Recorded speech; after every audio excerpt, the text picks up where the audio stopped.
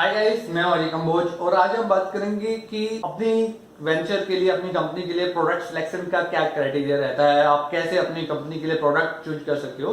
अगर मैं अपने एक्सपीरियंस की बात करता हूँ, देखो सबके अपना वे होता है जब भी वो प्रोडक्ट सिलेक्शन में जाते हैं। कुछ कहते हैं कि आपको मार्केट को स्टडी करना चाहिए, कुछ कहते हैं कि आपको एनालिटिक्स पे ध्यान देना चाहिए, डाटा पे ध्यान देना चाहिए। लेकिन जो मेरा एक्सपीरियंस रहा है, जिस तरह मैंने स्टार्टिंग में अपने प्रोडक्ट को लॉन्च किया था, स्टार्टिंग में मैंने एक्चुअली 3 प्रोडक्ट को जब लॉन्च किया था तो वो इस बेसिस पे किया था कि आयुर्वेदिक में जोन से प्रोडक्ट मेरे को लगता था कि ज्यादा चलते हैं और डाटा भी यही बताता था कि वो प्रोडक्ट ज्यादा चलते हैं। लेकिन एक्चुअली जो प्रोडक्ट ज्यादा चलते हैं उनमें कंपटीशन भी ज्यादा ही होता है और स्टार्टिंग लेवल में आप बड़ी कंपनियों से कंपीट कर नहीं सकते और उन प्रोडक्ट्स में प्राइस का कंपटीशन तो होता ही है। लेकिन एक्चुअली वो फिलोसफी मेरी सुपर फ्लॉप थी, सुपर फ्लॉप भी नहीं कह सकते। एक्चुअली उसने मेरे को स्टार्टअप दिया, लेकिन वो प्रोडक्ट मेरे ऑलमोस्ट तीनों प्रोडक्ट लगभग एक्सपायरी हो गए थे। लेकिन उसने एक स्टार्टअप दिया, एक मूवमेंट क्रिएट रखा, एक फीलिंग आई कि आपके पास कुछ है, आपको उसके लिए कुछ करना चाहिए। लेकिन वो स्टार्टअप के लिए अच्छा था, लेकिन मैं उसको बेटर प्रोडक्ट सिलेक्शन नहीं कह सकता। उसके बाद मैंने काफी प्रोडक्ट लॉन्च किए और अलग अलग क्राइटेरिया की वजह से, अलग अलग रिक्वायरमेंट की वजह से वो लॉन्च किए। लेकिन उसके बाद मैंने जो सीखा मार्केट से कि सबसे बेटर तरीका क्या होता है प्रोडक्ट सिलेक्शन का, और जब आप स्टार्टअप हो या आप स्टार्टिंग में ग्रो कर रहे हो तो सबसे बेटर तरीका क्या हो सकता है सिलेक्शन का, तो वो होता है कि अवेलेबिलिटी, कि जिस प्रोडक्ट को आप इजीली लॉन्च कर सको, चाहे उसका मार्केट साइज बड़ा है या नहीं है। लेकिन आपको प्रोडक्ट की अवेलेबिलिटी आप कैसे कर सकते हो, कितनी, जिन प्रोडक्ट को आप स्मॉल से स्मॉल क्वांटिटी में प्रिक्योर कर सकते हो। अगर आप डिस्ट्रीब्यूटर हो तो डिस्ट्रीब्यूशन के लिए, अगर मार्केटिंग कंपनी हो तो मार्केटिंग के लिए, अपने ब्रांड नेम से मैन्युफैक्चर से बनवाने के लिए, जिसको आप कम से कम क्वांटिटी में, कम से कम एक्सपेंसिव में, जिसका कम से कम बर्डन आपके ऊपर पड़े। और ऐसा है कि कम से कम तो मिल जाए आपको, लेकिन जैसे ही उसकी डिमांड बढ़े तो वो मैन्युफैक्चरर या वो मार्केटिंग कंपनी आपको बल्क में भी वो देने के लिए तैयार रहे, आप उसको इजीली ले सको। तो मैंने उसके बाद यही सीखा कि जिन प्रोडक्ट को आप आराम से इजी तरीके से लॉन्च कर सकते हो, जिनके वेंडर्स आपके पास इजीली अवेलेबल है स्टार्टिंग में, जहां पे ये नहीं है कि आप ये देखो कि इस प्रोडक्ट का कंपटीशन इतना कम है, मेरे को ये लॉन्च करना चाहिए, इसकी 2 या 3 ही कंपनी है।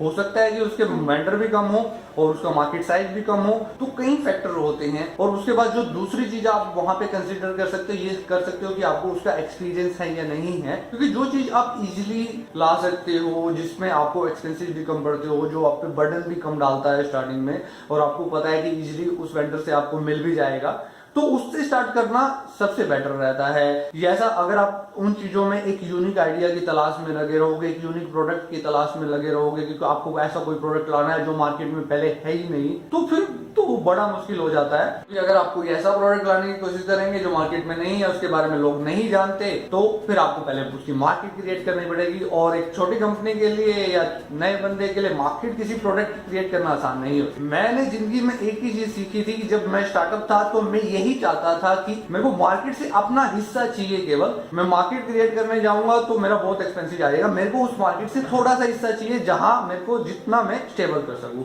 अगर सोच करो कोई मार्केट 100 करोड़ की है तो मेरे को 100 करोड़ से कोई मतलब नहीं है, मेरे को केवल मंथ में 1 लाख रुपए की सेल चाहिए। अगर मैं उसमें नेट मार्जिन 15-20% लगाता हूं तो 15-20 हजार रुपए मेरे को एज ए सैलरी चाहिए स्टार्टिंग में, ताकि मैं सर्वाइव कर सकूं। मेरे को उस 1000 करोड़ से, 500 करोड़ से, 100 करोड़ से कोई मतलब नहीं है। मेरे को मतलब है कि मैं उतना प्रोडक्ट बेच पाऊं जितने में मेरे एक्सपेंसिव निकल जाए, मैं सर्वाइव करना सीख जाऊं। क्योंकि हम स्टार्टिंग में 100 करोड़ 200 करोड़ की बात नहीं कर सकते। अगर आप करते हो तो आप डेट नेमिंग करते हो, स्टार्टिंग में हम केवल यही चाहते हैं कि हमारी एटलीस्ट इतनी सेल हो जाए कि हम अपने खुद के खर्चे निकाल सके, अपने एम्प्लॉयज के खर्चे निकाल सके, एक अच्छा बिजनेस चला सके, अपने वेंडर्स को पेमेंट दे सके और अपने बिजनेस को ग्रो कर सके। तो मेरे हिसाब से तो प्रोडक्ट सिलेक्शन का सबसे बड़ा तरीका यही है कि जिन प्रोडक्ट्स को आप इजीली लॉन्च कर सको, चाहे वो सस्ता है, चाहे महंगा है, चाहे उसमें कंपटीशन ज्यादा है या कम है, या आपको ज्यादा आइडिया नहीं है उसका, लेकिन आप इजीली और बहुत ही कम रिस्क से उसको शुरू कर सको,